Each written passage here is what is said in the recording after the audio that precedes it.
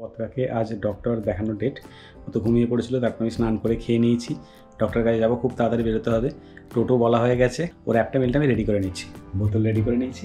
এ দেখো পথকাকে নিয়ে যাওয়া হচ্ছে ডক্টরকে পাস। আর সেই দিনে ওয়েদারের অবস্থা দেখো, এই দেখো কি সুন্দর ওয়েদার। পথকাকে নিয়ে ডাক্তারখানায় চলে এসেছি।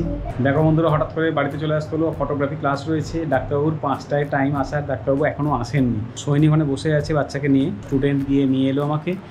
ক্লাসটা করবো, করে আবার গিয়ে ওখানে চলে যাবো। আশা করি ততক্ষণে দেখানো হবে না। এবার সবাই এসে গেছে ফটোগ্রাফি ক্লাসে, আমরা চটপট ক্লাসটা করে নিই। একটা ফোকাস, একটা নন ফোকাস। এটা একটা গ্লান্স ছিল, শুধুমাত্র একটা আইডিয়া দিলাম কি হবে, মানে এরপর আমরা মিনিয়েচার ফটোগ্রাফির দিকে যাবো আস্তে আস্তে। তার আগে কিন্তু খুব জরুরি হচ্ছে ফোকাস সেট করা আর ফ্রেম সেট করা। তো এই দুটো আজকে হয়ে গেল মোটামুটি।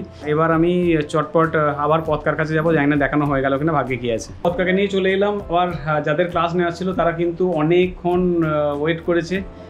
তাদের ক্লাস নয়, অ্যাকচুয়ালি তারা কালকে আসেনি।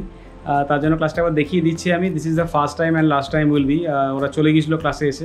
দেখো ডক্টর দেখিয়ে এসে যে পেন্ডিং ক্লাসগুলো ছিল সেগুলো নিয়ে নিলাম। খাওয়া দাওয়া করে নিয়েছি, এদিকে পথকাও ততক্ষণে ঘুমিয়ে পড়েছে একটু হালকা করে খেয়ে। দেখো বন্ধুরা, এখন একটু রেস্ট নিতে এসেছি। এখন কিছুক্ষণ রেস্ট নেবো। এখন বাজে 1টা বাজতে 5 মিনিট বাকি। এখন সমস্ত স্টেরিলাইজ হয়ে গেল আমার। ডাক এসে গেছে, যাচ্ছি আমি। এখন বাজে 3টে। দেখো মায়ের কাছে দুধ খাচ্ছিল, মা ওপরে গেছে, ওনাকে সামলাচ্ছি। কান্নাকাটি করছে মাঝে মাঝে খুব। দেখো ফিনিশ করে দিয়েছি দুধের বোতল। দেখো বন্ধুরা, ওকে খাইয়ে ঘুম পাড়িয়ে দিয়েছি। এই টাইমটায় ওর একটা দুধ তৈরি করে নেব, আর যে বোতলটায় খাওয়ালাম সেটা ধুয়ে স্টেরিলাইজ করতে দিয়ে দেবো। বন্ধুরা, দুধ তৈরি হয়ে গেছে। তো বন্ধুরা, কেমন লাগলো আজকের জার্নি তোমরা অবশ্যই জানিও। আজকের ব্লগ এখানেই শেষ করছি। দেখা হচ্ছে আবার আগামীকালের নতুন ব্লগে।